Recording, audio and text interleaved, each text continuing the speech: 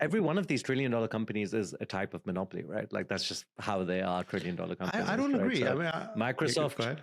I don't. No, which one does not have a monopoly? I don't think Google has a monopoly. I don't. Google has a search monopoly. Are you kidding anyone me? can make a search engine. Like, where's the monopoly? That's not what monopoly means. Monopoly means that. Hi, everyone. Welcome to the Founders in Arms podcast with me, Immad, Akhund, founder and CEO of Mercury. And I'm Raj Suri, co-founder of Lima and Tribe.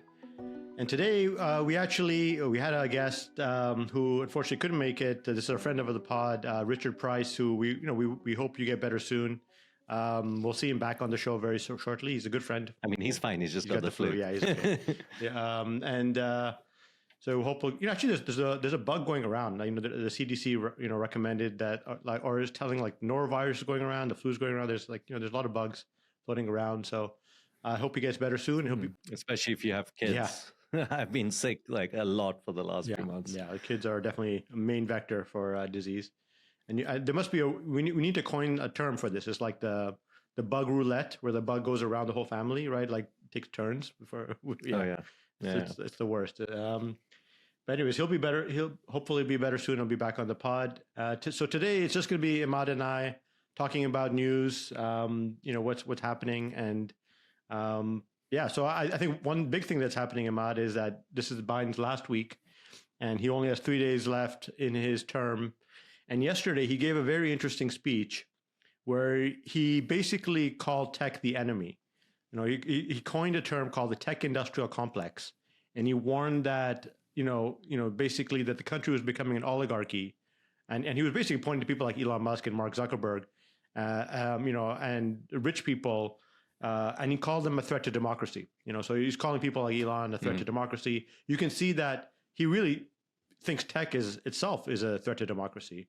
And you probably could see that, throughout his last few years of his term, where his regulators and his agencies went after tech very heavily, including, us, right? And other people we know. So what do you think of that, Immad? I think it's so on one side, I kind of get it, right? Like if you look at the Mag 7, all the top companies in the US are tech, right? Tech is like a power center, and it's hard to ignore that, in the way that pharma and big world, we used to have more distributed kind of market caps, and now it's extremely concentrated towards tech. So this is a power center, but it's also kind of the most important things to the US, right? What does the US have going? If you look at, I guess there's a few other pieces, but the most powerful part of the US is the tech industrial complex, right? So, and to tarnish it all as one thing, it seems crazy as well, right? Google and Microsoft and Facebook, these are all very separate companies with separate kind of motives, separate businesses, really. So, I do feel in the last 4 years, it has felt a little bit like Biden, and I guess therefore the Democrats felt like they were anti-tech, right? There was it wasn't just one agency; it was across the board, little M&A, lots of antitrust. So this is, he's coined a term now, but this is basically a continuation of it. I think it's going to be bad for the Democrats to make this a partisan issue, to make tech have to side with the Republicans. I mean, actually 80% of tech even now is Democratic, right? That's what almost every tech employee is a Democrat. It's all on the coasts. So it's a weird thing to be pushing out your own power center in some ways, right? I remember when Obama came into office, both times, tech was extremely aligned with Obama, and part of the reason everyone said he won is because of social media and tech supporting him. So yeah, the whole thing is kind of shooting yourself in the foot, I feel like. And what do you think? It seems to me that all politics needs a bad guy. All political parties need a bad guy to go after, and that motivates people. Yeah. And Biden, his wing of the Democratic Party, which I used to think it was a more centrist wing, but now I think it's more extremist wing. Is picking tech as a bad guy. And I think the risk for everyone working in tech is that because this becomes a mainstream Democratic Party position.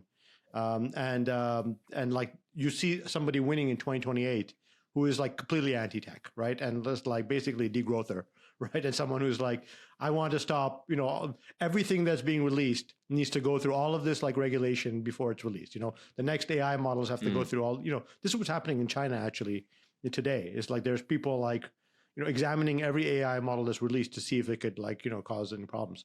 So I think that's a big risk actually, something to be worried about.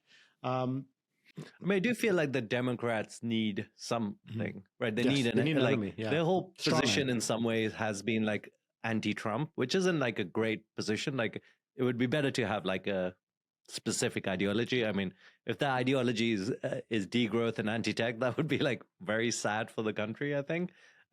I mean, on the other side, like what is the kind of Trump ideology? Like anti-immigrant, I guess, is the main one. Yeah, so yeah, ideally, but there was like, I guess because tech kind of got attached to it at the end, there was like a slightly more techno optimistic idea as well, optimist idea to at least I felt the end of the Trump kind of. Totally, yeah. It changed a lot in the last year. It changed a lot when Elon got attached to it, when Sachs got attached to it. It really changed the tone, I think, of the Trump campaign. Before, I mean, the whole campaign would have been run on like January 6th and like immigrants, right? Like that would have been the political. Yeah, that was most. So I mean, I think it's going to be interesting to see. Biden's on the way out, so it's like, who are the next leaders of the Democrats? And yeah, it could end up being, the Elizabeth Warrens of the world, which are like even more anti-tech. I would hope it shifts centrist, and there's like some other, common. Like I'm even okay with globalism. Like I think globalism was kind of like Obama and Clinton's kind of like narrative, and I thought that was like, there's obviously been some issues with it, but at least it's like an interesting ideology that's like optimistic in its space. Yeah. There was an interesting podcast with Mark Zuckerberg on Joe Rogan last week. I listened to the entire 3.5 hours, which you made it all the way through. I've been meaning to do it. I don't know if I recommend that because like half of it, and maybe summarize it for the audience. Half of it's about like hunting and like martial arts. So those parts were not as interesting. But Mark Zuckerberg really said something really interesting, that he felt the Biden administration went after him in a big way, and the way that the Biden administration went after Meta, they called them up and they yelled at them for posting, like for allowing people to post about COVID and stuff like that, which Zuck thought were very benign posts. He felt that when the Biden administration went after their own tech industry in such an overt way, it allowed other countries to go even more aggressively after the tech industry. Countries like the EU and Brazil and even China. He felt like the U.S. should be protecting their tech industry, should be nurturing their tech industry, versus like going after it. And I mean, I have to say I fully agree with him. And it feels very difficult to be trying to innovate in Silicon Valley and try to build the future when your own government's going after you and really creating a lot of risks for you. I mean, my company was investigated by the government, and it was a very painful process, and it really slowed a lot of things down. And so I think and I can see a lot of other companies where we heard about the debanking, stuff, and all these stories are coming out now, I think. But like, I know your company, has gone through some issues too, but like, it's just all, it just feels like the U.S. should be promoting and supporting their own tech industry, as you would think another country would do. I mean, like any other country would be so happy to have Elon Musk in their country, right? Like, but the Biden administration harassed him. Yeah. One thing that like, there is some truth to it, right? Like it's like some of the accusations against tech are not without warrant. But what I find really frustrating is like, let's go after the tech industry and make it more competitive, right? Like, hey, like I feel like they just waste time on these weird things. Okay, let's go after the App Store, right? Why is there no like, when people accused Microsoft for bundling, was that 1999 or something like that? Like, that was a big deal. But Apple has a completely locked down ecosystem where they bundle everything, and you can't even have any competitive app store in there. Like, I feel like I would love, if we're gonna go after tech, to like push it to be more competitive, right? To force competition, to like try to break some of these network effect things. Instead, like it's all these like weird things with the SEC making people's lives harder, with like the coastal commission making it so you can't launch a rocket. Like I just find it frustrating that like it's inept lawfare. Like it's not going after like actually fixing anything. It's just like slowing things down, and that's like what frustrates me especially. There's this idea. I won't say who told me about it, just in case he hasn't publicly said it. But it's somewhat of a popular article. It's basically like the idea of a techno dollar. What's the actual like? So there used to be this idea of a petrodollar, right? Like it's like America did a deal with the Saudis and the Middle East basically to make it so all gas or crude oil was sold in USD, and that like helped reinforce the USD being like the global reserve currency. That's somewhat dying out, but now we have this idea where if you take an iPhone, right, that's sold all over the world, and like everything goes back to the USD, right? Like it's like Apple buys this thing, they assemble it, and they sell it as USD, and then you can imagine the same thing is happening at like Google and Facebook, and like all these like huge companies are basically like sucking in money and establishing like America's like prominence, and like to some extent it's not all about currency, but like the techno kind of industrial complex, as well, I guess Biden's saying it in a negative way, but that's like the power base of America now. And I do agree with Zuckerberg's point that it's weird that like China goes out of its way to support its industry, whereas like America is like going out of its way to make it harder for its industry, which is strange. Although China did kind of kill or really hurt their software industry, right? Like they went after Jack Ma. They did a bunch of things. So like they killed industries, homegrown industries, in like a single like stroke of a pen, right? They killed the tutoring industry, and so I guess like weirdly they're both doing. Yeah, they are. I mean, it's all internal politics, right? Like they're trying to become more popular with a certain faction of their political base by going after another one. So it is the politics of division, and both parties play it, unfortunately. Like, the Trump administration is coming in, and, they're not going to have the same problems as like the Biden administration, but they may have other ones. And we're yet to see what that's going to look like, like who are they going to go after? Because, the government has this like really strong power, like investigation power and all these things that they can do.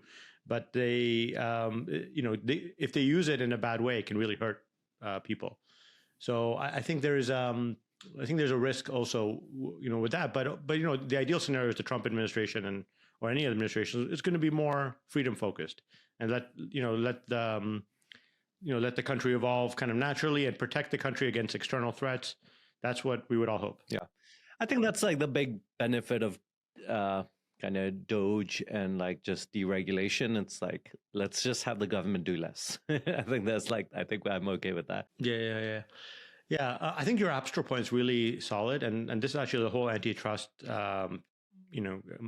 thing that Biden has really initiated, and I think J.D. Vance and other people are actually supportive of in the Trump administration. So it may not go away. It'd be interesting to see. But it shouldn't be about breaking companies up. It should be about like thoughtfully thinking about like, how do we make the space more competitive? Yeah, breaking, like looking what monopolies do you think exist today? This is an interesting question, right?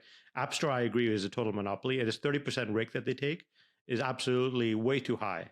I mean, every one of these $1 trillion companies is a type of monopoly, right? Like that's just how they are $1 trillion companies. I don't agree. So Microsoft. Go ahead. I don't. No, which one does not have a monopoly? I don't think Google has a monopoly. I don't. Google has a search monopoly. Are you kidding me? Anyone can make a search engine. Like, where's the monopoly? That's not what monopoly means. Monopoly means that, there's two parts to like antitrust law. Monopoly means like there's a certain significant market share. I think it's 80%, which like Google search has.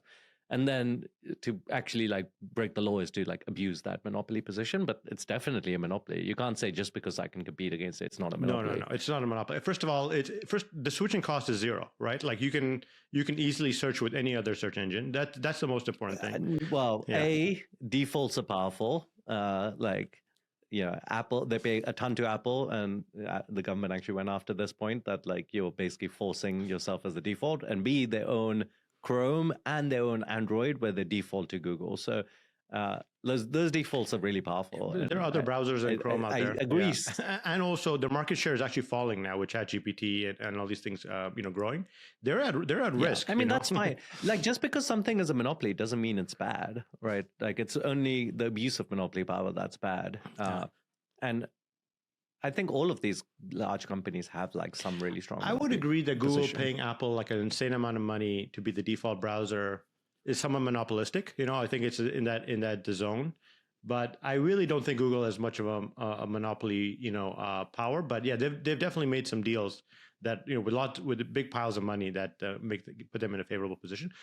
I think Apple's App Store is a monopoly. The fact that you have to use their App Store, the fact that you can't negotiate on these 30% is actually, I think, egregious. I don't think Microsoft has a monopoly in any of their products. Depends. Like, it's a B2B monopoly, so it's kind of like an unobvious monopoly, right? Like, in many B2B markets, they have like spreadsheets, right? Like, sure, Google Sheets exists, but like Microsoft spreadsheets is like still the dominant. Like, most of the Google Doc suite is, I mean, Microsoft Word. What is that? Yeah, Office Suite. Office Suite. Office Suite, yes. I think most of those are like monopolies in a B2B sense, but it is like an interesting kind of monopoly that's like very B2B specific. Microsoft had a monopoly to some degree because they were bundling, their Explorer with their Windows, but I can see that being a problem, but it's, I don't think right now they have any monopoly. I don't think Meta has any monopoly. There's lots of, there's many alternatives for social media.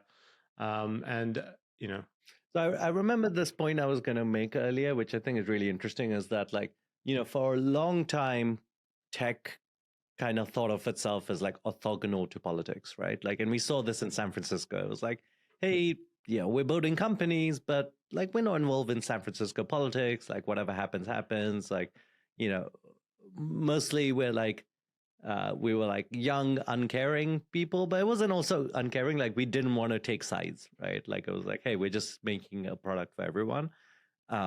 And obviously in San Francisco, especially, that went down like a really weird hole with like really weird politicians and complete dysfunction. And now, thanks to not just Gary Tan, but like thanks to like kind of this kind of work that was done online, we've kind of galvanized into like actual like change making. In at least, there was like, I think there was like 2 YC founders that became like board of supervisors in San Francisco. Like, this is so like tech is, and like in terms of money and power, like tech was the main center in San Francisco, but we were so uninvolved that we had like very little political influence.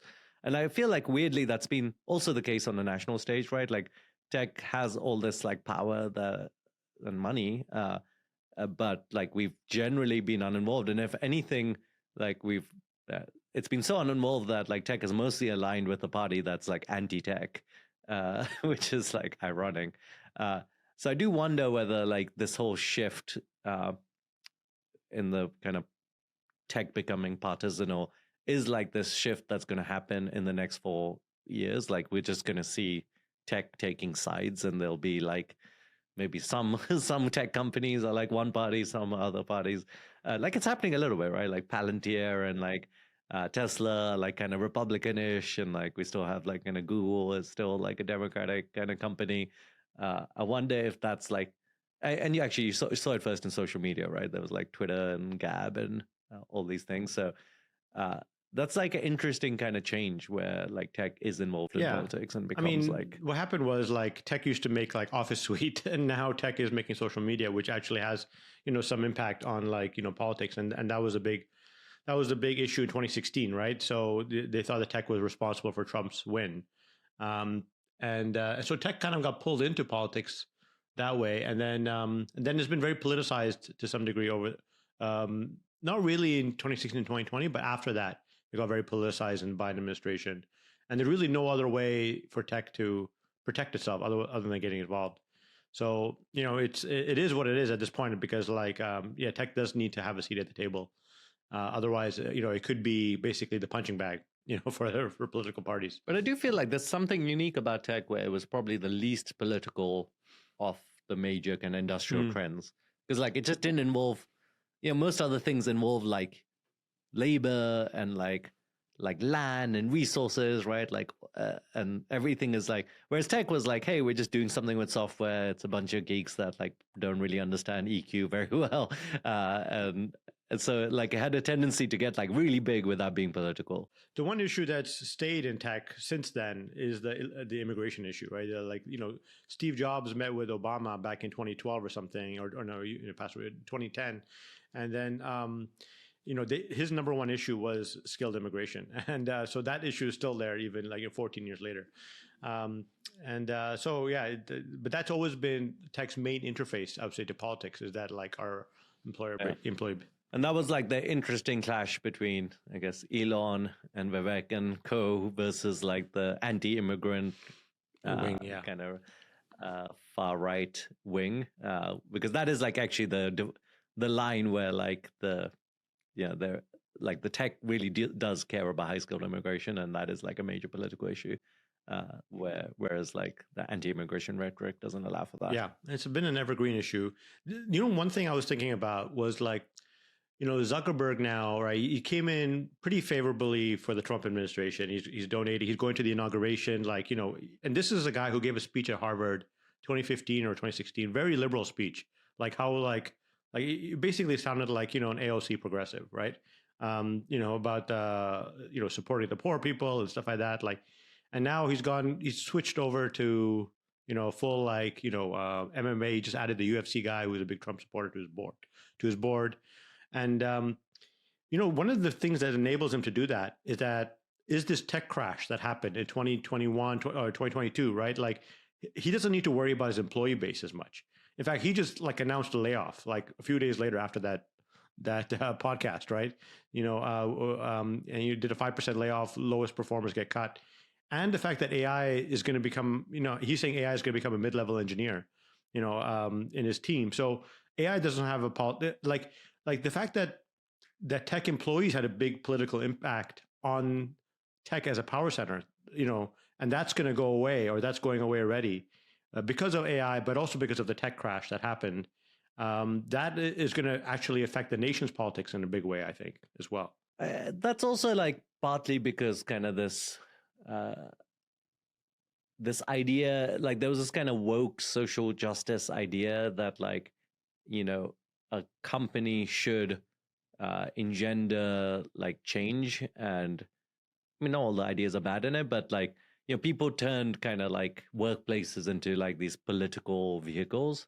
I don't think it's necessarily just about like tech power. Like I think probably like an engineer in Facebook is still paid really well and has like a lot of the amenities, but like this idea of like Facebook or Meta workplace being like a place where you do politics, and like that idea kind of fell out of favor. And like I think there was like an like it was kind of an absurd idea anyway.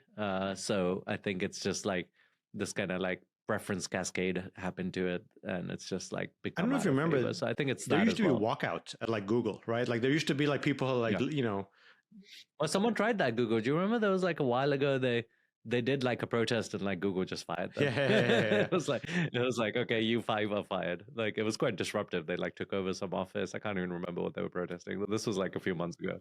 You and I know that back maybe 8 years ago or whatever it was, tech companies were very dependent on their talent, and there was a huge talent shortage, right? And like if your talent decided that you didn't have the right side on an issue, if they resigned, your company would be dead, right? So has that really changed? I think that's really changed. Yeah, I think the thing that changed is people are not going to resign. I think that's the change. I don't think it's just that people are not collectively. I think actually the power balance has changed between executives and talent within a company, because I think there's way more talent available, and B, because of the crash, because of the fact that like the tech industry has taken a few years to take a breather and did a bunch of layoffs, and I think because AI is actually obviating the need to hire more people because you can be a lot more efficient with the people you have. I think the balance has fundamentally changed, the power balance. There was also this 2021 like collective madness where like these companies were like hiring like insane, right? Like there was this like I mean now most of these companies are like doing riffs, like flat headcount, etc. But like there was a time period where like with like huge stuff, like Google had like 100,000 people and they're trying to add another 40,000 people. I think when you're trying to hire, like the incremental work you have to do to like find the next engineer and like pay out, etc., is so painful that people quitting or like threatening to quit is like much more of a threat. Whereas like if you're flat or firing, then you're not that bothered Exactly. about it. So there is a power change. Yeah, and I think this could be a long-term permanent shift because of AI, right? Like, I actually think it's been really good for startups. There was a moment where Google, Facebook, Apple, like they were just sucking up all the talent. And I mean, people would graduate that go to these things. Like it was very hard for a startup to find people and compete against that. I remember after I raised a 6 million seed round, I was like, okay, let me just go hit up all my friends that work at like Facebook and Google. And I was like, yeah, you should work here. And they're like, we're making 500K a year guaranteed. And I'm like, I will pay you 150K and the stock will be huge. But it's like it's so hard to compete as like a tiny startup. I mean, even a well-funded seed startup against like these kind of fanged salaries, it was out of control. I know. Yeah. I mean, those days weren't that long ago, but those days are gone. Like it's much easier for startups to find people now. And, and also the talent pool is more global than ever. Like I'm seeing this firsthand. Like, the engineers in India, for example, and other countries have gotten way better, over over the course of the last 5-10 years. They have much more access, they have better internet access, they have much more education there. Like they've become closer to the average American engineer. And you think that suppresses kind of salaries and worker power as well? Yeah, because it's easy. I mean, it doesn't just have to be India. It's like, I mean, Europe is actually quite cheap. Like an engineer in Europe, like in the UK, it's like, they're very comparable to US engineers, and their salary expectations are like half. Yeah, and then COVID made it much easier to like have a remote culture, right? So like you can hire from anywhere now. I mean, the power balance has really shifted a lot, and so between like startup founders, startup executives, and talent. So I wouldn't ignore that's a really, really powerful shift. So it would be interesting to see where we go from here. I think there was another topic that could be interesting to talk about, which is just like the evolution of VC and founders, and also kind of the advice that they get, vis-a-vis raising money and stuff. So I don't know what kind of, you put a social post out recently about, raising money and like the key things that I thought was really interesting. You mentioned founder pedigree. What were the other things on your post? Oh, yeah. I mean, there's this idea of like being fundable, right? And this is obvious.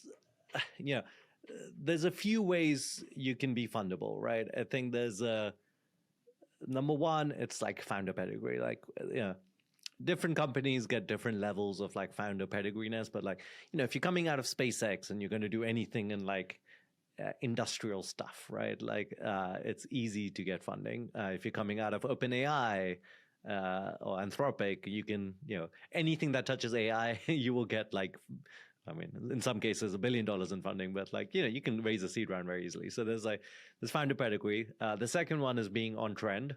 There's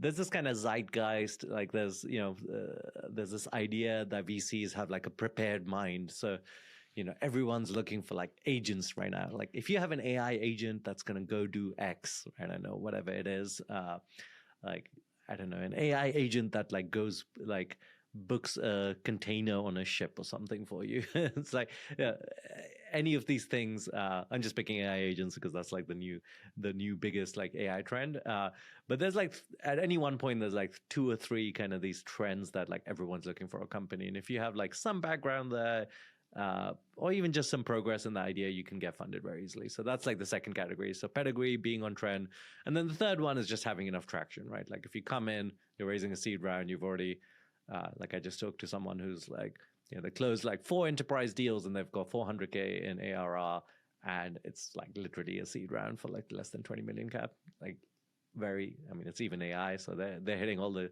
check marks, but very easy to raise money. But if you don't have one of these 3 things, or ideally all of them, like pedigree, on trend, or like traction, it can be almost impossible to raise money, right? Like that's like the fundraising can feel very unfair because it's either easy or impossible, and there's very little in between. And like and in between is like kind of the hardest in some ways, because like you can make some progress and raise a little bit of money, but like it's hard to break through. So, but the thing that's like kind of interesting is a lot of the time, the biggest success are things that are not on trend, that take like years to build. So like, I mean, if you take like Figma, I think it took them 3 years to build like that thing, and like no one was thinking like, oh, we need a collaborative design tool online, right? But they did it, and when they got there, like, they had no competition, and they'd already invested like this massive amount of time, and like they became the dominant player. So it's this. It makes it difficult as an entrepreneur. Like, you have to like, to actually win, often you do have to have this like contrarian thing where you're willing to just like grit it out when like no one believes in you. But if you do that, I do think some of the rewards are the biggest in that situation. But if you're an early entrepreneur, like let's say you're first time entrepreneur, and like, often when you're first time entrepreneur, you don't really have great ideas. I don't think I had great ideas in 2006 when I started. I don't think it's like a bad idea to jump on a trend, get your foot in the door. I mean, it's obviously better if you really, really believe in something and like you have an idea of like where the world is going. But I think with entrepreneurship, you can, that initial experience you get the first few years, you learn a lot, and then the next thing can be much bigger. So yeah, I kind of sympathize with all the sides here, and you kind of have to like pick your battle. But I do think there's like two sides to it. Either you like really, really believe in what you're doing and you think you're going to make it work, and like you just fight that. Or if you don't have that belief, like I think jumping on a trend or like kind of riding something is like not a bad idea. It's just, absolutely. I think of all the three things you mentioned, like actually being on a trend is the most important. Founder pedigree is probably equal, but I would say actually having traction. If you just have traction and you're not on a trend and you don't have founder pedigree, it's actually pretty hard to raise. I think. Like, I think so. Yeah, I think because. Is that from personal experience or from like companies that you've seen? I think it's from personal experience for sure. Like there were periods at Presto where we were basically not on trend though until like the last couple of years where we were working on AI, and then AI actually caught up with us. So like AI became a trend after we were working on it. But for the first like 10, 15 years, we were basically like doing hardware for restaurants, right? We had a payments business as well, which wasn't, it became interesting later, because like payments became interesting later. But when we started, it wasn't interesting. We had a games business as well, which was never interesting to people, even though it made a lot of money. So we had years where we had great traction, and we still found it hard to raise. Of course, at that time as well, I had no pedigree as well. So like there was, Lyft hadn't really become a thing, until later on. So, I think there was, it was definitely, we struggled with almost every round, I would say, until later on. So, So actually, if you're a first-time founder, jumping on a trend is definitely the easiest thing to do, I would say. It's actually good advice, because I didn't take this advice myself. Like both the things I worked on early on, like with Lyft and Presto, were super like anti-trend. Like there was like stuff that we believed would happen that nobody else really believed it would happen, and it took us 5 years in both cases to get product market fit. 5 years, right? Which I tell founders about this today, and they can't believe it, right? They're like, they can't imagine working on something for 5 years before it hits product market fit. I think Jared just tweeted that like often. He said there's so many, Jared from Y Combinator, he said there's so many examples of companies that like took 4 or 5 years to like take off. And that like the main thing you do as a startup is try to survive for 4 or 5 years. But that's like hard advice. I mean, like, if you're 22, like 4 or 5 years, that's like twice as much as like your whole working life, right? I remember as a first time startup, like 5 years seemed like an insane amount of time. Yeah, but that's why I think, that's why you should maybe take the other side of it, which is like really enjoy what you're working on. Like I really enjoyed what I was working on. Yeah. And if you pick an area that's on trend, I think you have to like do anything for 5 years if you're not enjoying it. That's like actually like, having a non-successful startup, it's it's not bad, right? As in like the actual work you do, like you're in a room with a very small group of people, you're kind of having fun, you're trying things out. I think when you're running out of money, it can feel like much worse. Obviously, it's like existential, etc. But like if you're not like running out of money, like that's actually kind of fun. Like it's like some of my more fun memories in the last 18 years of doing startups is like when shit isn't working and we're just like kind of cranking Totally. away. Yeah, I had a blast throughout, my journey. I mean, first few years at Presto, for example, I was sleeping in the office, which was a house. I just slept on the floor on a mattress, and I was working, every hour of the day. And I learned a lot. I mean, I learned the most I could in those first few years. And I think for a founder, if you want to be a founder for your career, if you want to be, running companies and building stuff, it's a great investment. I mean, like you can learn a lot in those years that pay off later.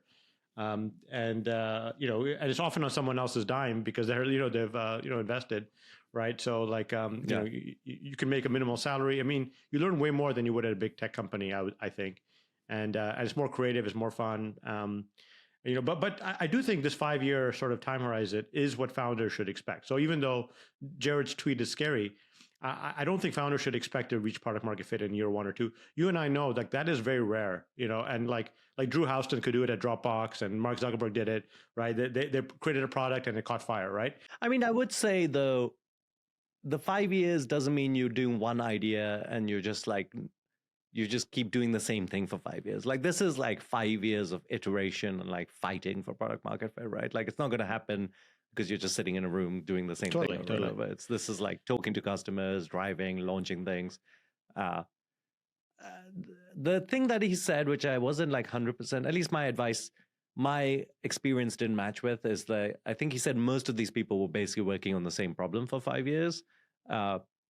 One thing I regret at HeyZap, where we worked for 6 years before we found true product market fit, is like we kind of iterated around the space we were in. Like we were in gaming and then we were in ads and we kind of kept doing that. I kind of wish we just like started from like, yes, it would take 5 years, but I feel like in that time we could have just started from scratch. Like I had this idea for Mercury in 2013, right? And yeah, maybe I needed to wait a little bit, but I could probably have just done it in 2013 at my previous company. So, at least my experience is like go do radically different things over those 5 years rather than just do the exact same thing and keep like iterating in that space. But it's hard, it's hard. Like, I don't think I could have done that. Like, because you can't get really deep in an area, and keep doing that, over and over again. It's really hard. I mean, from my perspective, like once you're doing something for many years, it's because you're seeing some progress, you're seeing some green shoots, you're seeing like customers are interested and like, yeah, they might buy, they may not, like there's something you're seeing. You just don't know how big. And you do end up going down this, like, you kind of go down this idea hole because like the thing that we ended up doing at HeyZap, like, we were doing something so deep in ad tech, and it was like, if you came from the outside, you'd never come up with this idea. This was like, you're a game developer and you have like 7 different ad networks. Let's integrate them all for you and give you all this data around it. Like, I don't like, there's just no way on the outside you'd come up with that idea. So there is that benefit, but I guess maybe the advice should be like be in huge markets, because that ad tech market was just not like big enough. If it was a bigger market, like maybe just like that idea maze you follow would be like this kind of a deep and powerful idea in a big market would be more impactful. And that's actually a really good point. And actually, that's actually one of the biggest mistakes I think I made with Presto. We started in a huge market, which is restaurants, right? But like when you segment that market, there's actually a very large SMB portion and a relatively small enterprise portion. And oh, really? Yeah. And what we did was the big mistake we made, which was like, but everyone says go enterprise, like as in like that feels like the big idea there. Right, and that's what we did. I remember we moved to enterprise because actually we were developing very like sophisticated technology, and most SMBs weren't sophisticated enough to buy it. So enterprise people were smarter. They had MBAs. They're like, they were sophisticated people who could write big checks. So we're like, oh, we should just sell to enterprise. So we went from like, basically like engineering kids to like trying to sell like large, like $10 million ARR deals to enterprise, with like very sophisticated hardware and integrations and all these things. And we did it successfully. But what I didn't realize when I didn't make that shift was that the enterprise market was actually relatively small. So we conquered the enterprise market. And but like at the same time, the opportunity wasn't that big. So and so then we made another pivot into like voice AI for fast food enterprise, which is a different segment, and that was a much bigger market, and the company is still doing that today. But I didn't. What I should have done. So you would say, hey, you should have stuck to SMB. So there is a big company in SMB, right? Toast, right? Toast is like a 20 billion company now. And SMB is just a much bigger market. Toast only has... And you started way before Toast. Yeah, a few years before Toast. Also MIT founders, like around the same time. They, what they did was they just really focused on SMB, and they actually raised a good amount of money. They got Google Ventures to back them and stuff. And they this kind of ties into this like pet peeve I have, where like so much of like startup advice and VC advice is like, don't do SMB. And I'm like, are you crazy? Like the biggest B2B companies are SMB, right? Like QuickBooks, I guess Salesforce is more enterprise, but like I just hate that advice. I think it's hard to do SMB, but I think it's also like powerful if you can like. It's a big market, right? In many segments, it's a huge market. I mean, would you say it was that advice that kind of made you go enterprise, like because people were like just down on SMB? Absolutely. I didn't know what I was signing up for, when I did it, and I remember the meeting. We had a meeting. Bunch of people got together. They're like, look, we have to make a bet. We can't do both, right? We have to like select one. I personally was more interested in SMB, and like, but what do you mean a bunch of people? Like, who were the people? There were investors, but there were also like my team, and so we had to make a decision on which one to pick, and we had to kill basically. Oh, but you were the CEO. Yeah, right? I was. I made the wrong decision. So like, there's no. Well, you shouldn't be making decisions by committee. No, but it wasn't committee, but it was like people. The people felt like we had to make it. I see your point, right? You're obviously influenced by like the people around you. And I didn't know what I was getting into. But the truth is, we actually did a good job, and we mastered that. We actually got really good enterprise sales. It's very hard to do enterprise sales well. Like it's like, and almost every startup we competed with failed at it, right? So we actually did really well, but it still was a small market, so the outcome wasn't that big, that's the killer. If going back to your point, so. I actually, my number one advice to founders in general would be like work in a big market. like that would be like if the first thing I would say to any founder, because you could fail upwards in a big way there. But you also have to define it well, right? Like the Airbnb market was tiny when they started it, like, and they created the market, and same with Coinbase, right? So how do you? Is that like counter advice? It's like because they're kind of working in small markets. I would say that's the hospitality market, right? Like how many people want to stay somewhere? Like it's a big market. I think, I guess maybe yes, how you define it makes a big difference. I think there's probably like two actual pieces of advice. One is just find a really big market like Mercury's in banking, and that's a huge market. Or the second piece of advice is find a market that's just growing really quickly, right? Crypto was like growing, like it actually like. Crypto grew faster than Coinbase grew, which is kind of crazy to think. Like normally you're in a market and you try to capture some portion of it, but like it's similarly with like Airbnb kind of defined the market and grew it. So, but that one is kind of harder. Like it's like you have to predict the future of a market for sure. Like there's no doubt about it. I mean, look at Lyft and Uber, right? Lyft and Uber, when they started, basically you look at the taxi. But you could say they were in like the transportation market. Yeah, you could say like, right? If you define it as the taxi market, then it's like seems too small. Yeah. But if you define it as all the people who wanted to get from point A to point B, it actually seems like a big market, right? And the truth is these companies actually end up expanding the market just by their existence, right? Just by their existence. Yeah, 100%. And those are like some of the most important companies that expand the market. The summary is it's going to take you 5 years. Make sure you pick a good market that's big, and make sure you enjoy your journey. And don't take everyone's advice. You have to think for yourself. Yes, 100%, which is probably the hardest part. This is a fun chat. Make sure you subscribe, leave us a review, join the Tribe chat, and see you all next week.